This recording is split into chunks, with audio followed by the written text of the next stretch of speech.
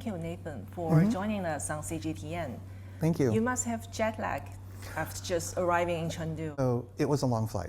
I do have a little bit jet lag, but I'm very, very excited to be here. You know, I haven't been here for about 5 years now, and I really do believe that Chengdu sort of embodies China, because I see the beautiful modern buildings that I've only been here twice before, and I didn't see such beautiful structures last time.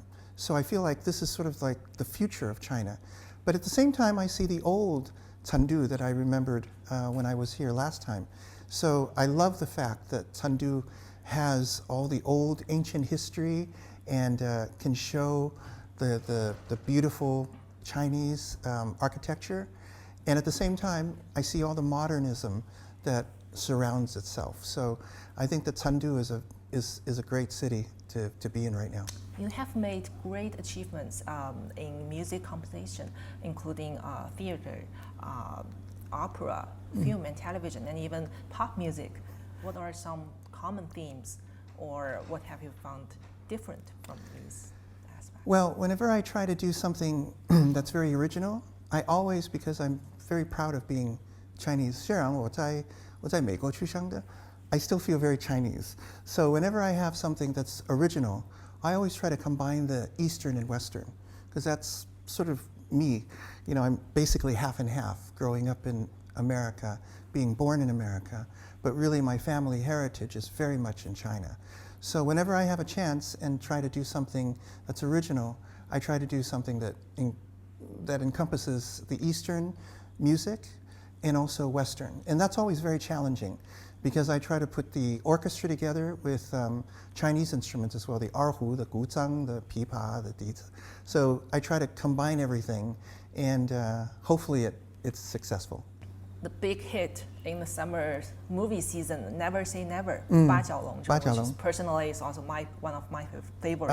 And you also create music for that movie. So what kind of new ideas and experiences did that bring to you? Well, first of all, the experience of working with Wang Baoqiang was a really, really good one, because I had worked with him through Chen Ziceng's Tangrenzhe. I did 1 and 2 and 3 of all the Detective Chinatowns, so I really enjoyed that. And I think because of that, Wang Baoqiang asked me to do this movie, the 八角笼, and it was a very challenging one, because I had never really done a boxing movie. You can kind of think of it as a boxing movie, but at the same time, it has so many layers. And that's what I think is so wonderful about that movie. And I just got so much impacted and so much emotional watching that, because of all the wonderful acting that the children did, as well as the entire cast, obviously Wang Baoqiang himself, so that I was able to really get captivated and try to do the best music that I could. And I know that I was given instruction by Wang Baoqiang that it shouldn't be too Chinese. So, you know, I honored and respected that direction. So I tried to come up with something that I thought would be very powerful, very exciting, and at the same time very emotional. Those 3 things, I think, happened to be in this movie. And I had to try to do it and capture it in the musical direction. So that was really, really a lot of fun. I got a lot of, no, that's not good, do it again. I had a lot of going back and forth, but that's what movie making is all about. And when you have a good director, he will always not necessarily be satisfied with the first thing that you do. He pushes you to create something better. So there's a lot of going back and forth. Yeah. Right, and one of the things that impressed me a lot is what happened under the tree, a conversation between the young actor and Wang Baoqiang. Yes. Yes. That one. That one we did quite a few times, because we really tried to capture the emotion. And Wang Baoqiang said, you know what? No, you gotta do more. You gotta be more emotional. You gotta get it. So that one I really did go back and forth 4 or 5 times.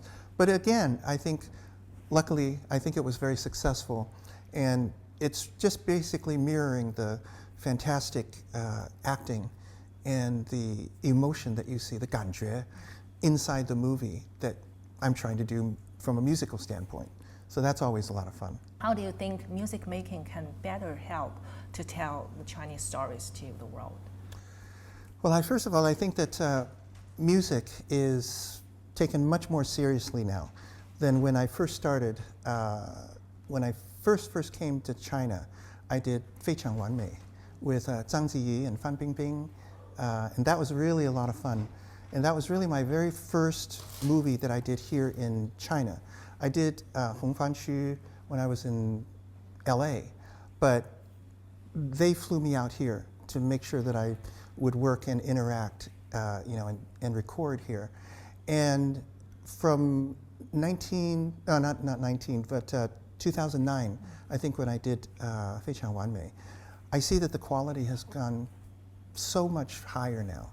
And I think that's a really, really wonderful thing for me to see as a music composer, that the music is getting better and better and better. And I think it's because the audience is really appreciating the kind of music that's being written now.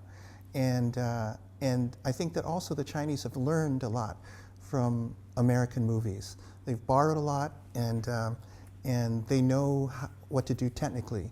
So I think that music has really come up quite a bit from 14, 15 years ago. And I'm very, very happy and also very proud that the history of that I was a part of, I felt like when it first started.